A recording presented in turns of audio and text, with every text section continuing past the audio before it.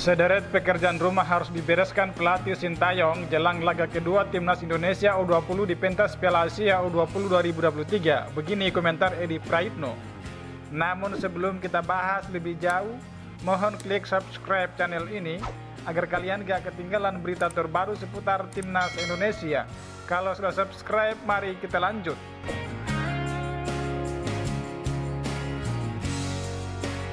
Sejumlah pekerjaan rumah Sintayong terlihat di laga perdana ketika melawan Irak U20.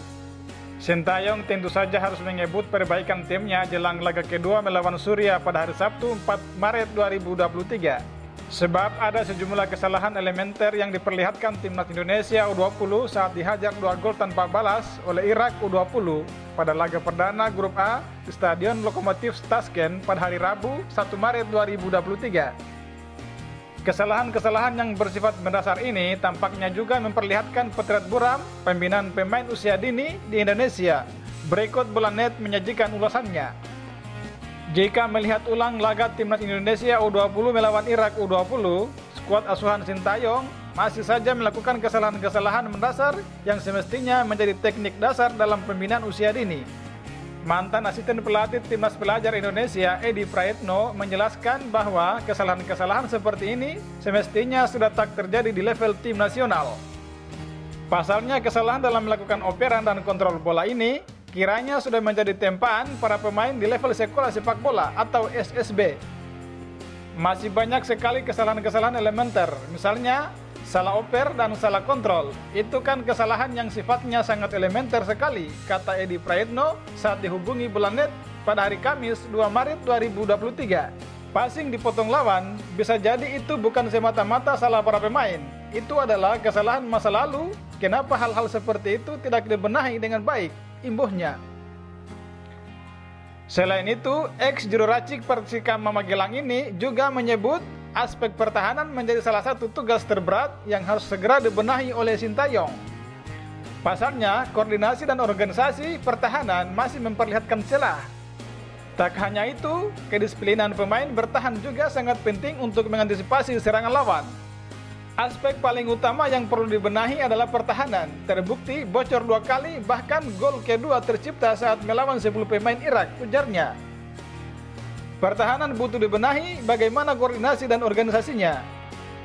Ia juga menyoroti kecerobohan pemain bertahan Timnas Indonesia U20, Frankie Misa, yang melakukan pelanggaran di kotak penalti hingga wasit menunjuk titik putih. Meskipun akhirnya penalti tersebut gagal dieksekusi dengan baik oleh pemain lawan, hal-hal seperti ini semestinya sudah tak kembali diulang skuad Garuda Nusantara. 2 gol itu juga tercipta karena adanya kesalahan. Kalau tidak ada kesalahan dalam bertahan, hampir tidak mungkin bisa kebobolan, tuturnya. Dalam sepak bola itu, jika tidak melakukan kesalahan dalam bertahan, tidak mungkin ada gol. Salah satu kesalahan yang nyaris berbuah gol adalah pelanggaran yang berbuah penalti. Untuk aspek ofensif, Timnas Indonesia U20 juga diminta untuk lebih berani dalam mengambil keputusan, terutama saat hendak melepaskan tembakan ke gawang lawan. Menurutnya, semakin banyak pemain melakukan percobaan, kemungkinan upaya tersebut menghasilkan gol akan semakin besar. Keberanian menembak bola ke gawang lawan juga harus ditingkatkan, karena kalau tidak banyak syuting, kemungkinan terciptanya gol pasti juga kecil, katanya.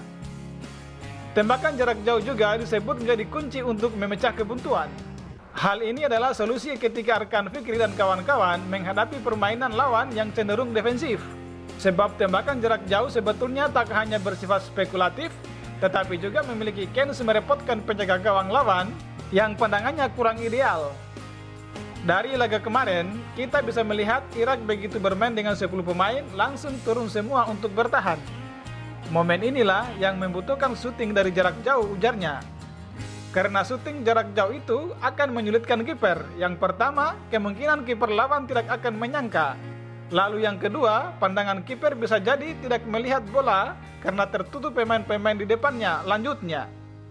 Bagaimana menurut kalian?